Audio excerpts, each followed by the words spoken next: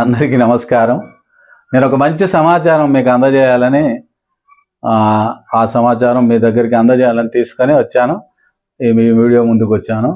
మీరు మా సమాచారాన్ని చాలా శ్రద్ధగా వింటారని ఆశిస్తున్నాను.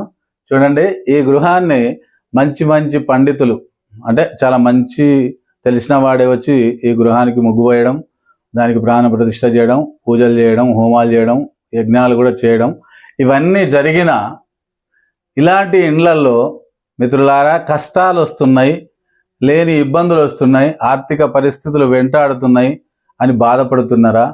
మీరు ఒకసారి గమనించాలి.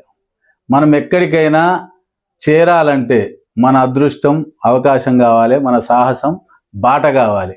ఒకవేళ మనం ఒకవేళ వెళ్ళినా అక్కడ ఆ మనిషి దొరకనప్పుడు అది అవకాశం సున్నా.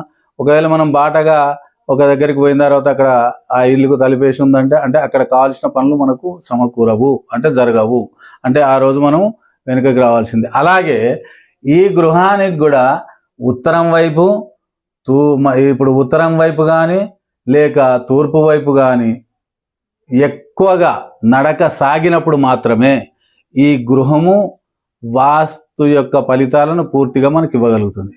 కానీ మీరు ఒకసారి ఈ గృహాన్ని పరిశీలించండి.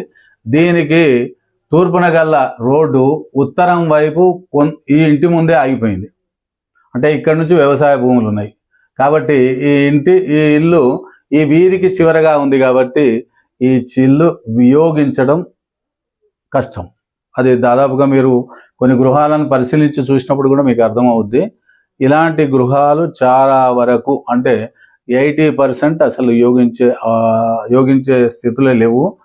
మన అనుభవంలో తేలిన విషయాలు అది మీకు ముందు వస్తున్నాను. కాబట్టి దయచేసి మిత్రులారా, ఇటువంటి గృహములకు మీరు వెళ్ళేటప్పుడు కొంచెం ఆలోచించి వెళ్ళటం మంచిది. ఒకవేళ ఇలాంటి దోషాలు వచ్చినప్పుడు ఖచ్చితంగా మీరంతా శివునికి అభిషేకం చేసుకునే ప్రయత్నం చేసుకుంటే ప్రతి సంవత్సరం శివుని కళ్యాణం, శివుని అభిషేకం చేసుకున్నట్టుంటే మంచి ఫలితాలు అనుభవించే అవకాశం ఉంటుంది. కాబట్టి దయచేసి మిత్రులారా, ఒకవేళ ఇది కొనాల్సి వస్తే కొనకండి.